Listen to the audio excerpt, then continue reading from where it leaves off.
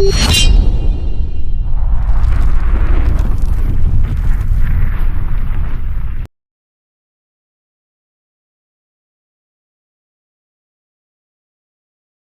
right, Jay, news broke a couple days ago.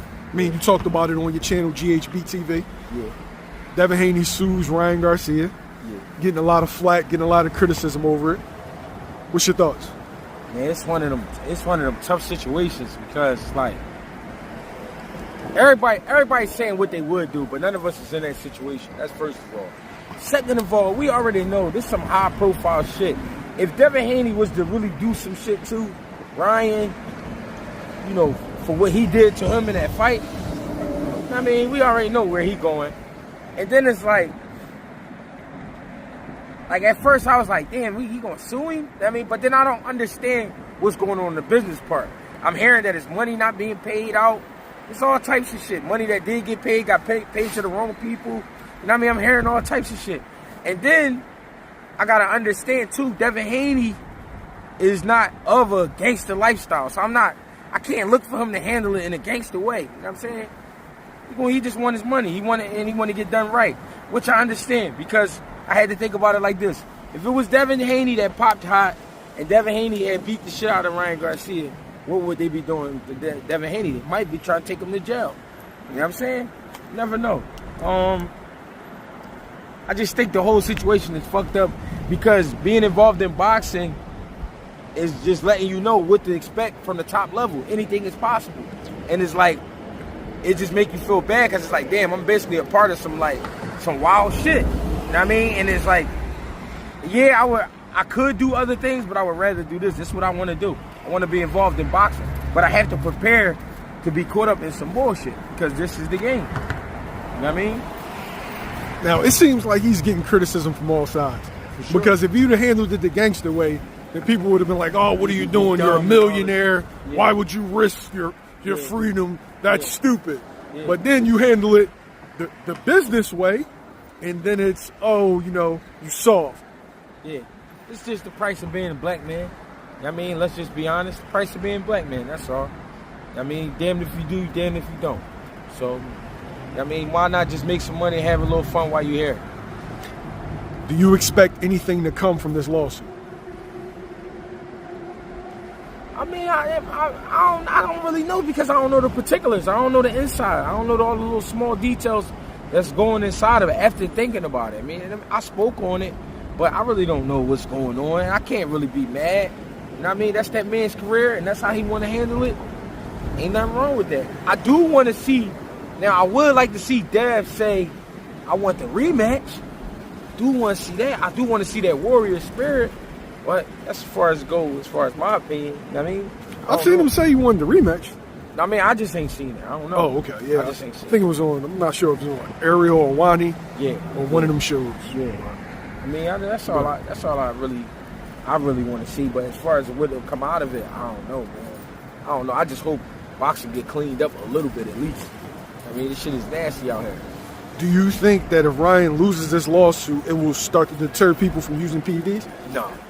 Because everybody going to say, well, he got caught. I ain't going to get caught. You know, that's everybody think. You know what I mean? It's just like taking the condom off. You don't think you're going to get burnt. or I ain't going to get the chick pregnant. Yeah, yeah, you get that call 2 months later. Facts. Yeah.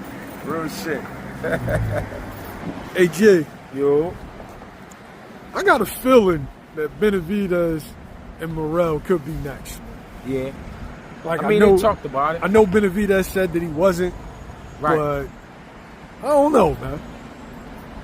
I think, listen, they fight. It's going to be a great fight. I think Morrell going to bring something out of Benavidez, but I don't think Morrell can beat Benavidez. Only reason I'm saying that, Morrell showed me some things like he get a little spoiled in that ring. If he don't get what he want, he kind of act like a baby a little bit. I saw him. He get pissed off. When Benavidez don't get what he want, he keep fighting though. That's the difference. Morrell kind of start, acting out, gesturing, like, come on, let's fight. Like, playing around and shit. But, I don't know. I think you put the two young guys, both got great records. They both undefeated. Let them fight. If they fight, I still got Benavidez though. I don't think Morrell fucking with Benavidez. Real shit. Then Morrell's a bad motherfucker. Benavidez is a bad Yeah, motherfucker. but Morrell ain't been tested. Does it now, being that this fight would be at 75 Yeah. and we were looking at it at 68, Yeah. does that change the dynamics of the fight at all? Yes and no. Yes, it's because of the weight, but no, because it's the same two guys. So no, it's still gonna be a great fight. Who's either way. a better fighter with 7 more pounds packed on him? Still Benavidez. I think Benavidez go up and fight a guy that we heard of, a guy, and that don't mean you ain't fight nobody. I want people to understand that. But Gavazic has been up against. This is why it's a great test. Gavazic's been up against Benavidez. Got stopped in the 10th later on. Benavidez going there and really just he get over on him, but it wasn't like crazy. But it was a good test because you know this is the elite, like heavyweight. He's not the number one guy, but he's of the elite level. Now Morrell go in there and fight a guy who's a pretty good fighter, but he's not the elite guy. We don't really know where that guy stands when it comes to like a Bivol or Benavidez. You feel me? We know where Gavazic stands. So the way that Morrell handled it, it made me worry about him a little bit. Made me say, all right, go back to 68. The way Benavidez looked against Gavazic made me say, go back to 68. Because he didn't look too strong. But I felt like he handled his situation better than Morrell did. Context, though? Go ahead. Gavazic had retired for years. He did. Came back, took a couple tune-ups, and got in there He did. with an active monster. So For sure. And he needed that. He needed that break too, though. Because a whooping from Benavidez can do that to you. It's going to sit you down. You know what I'm saying? It's going to make you take a rest for a couple years. So I feel like he needed that. But I still think Morrell and Benavidez is a great fight. But I like Benavidez in that fight.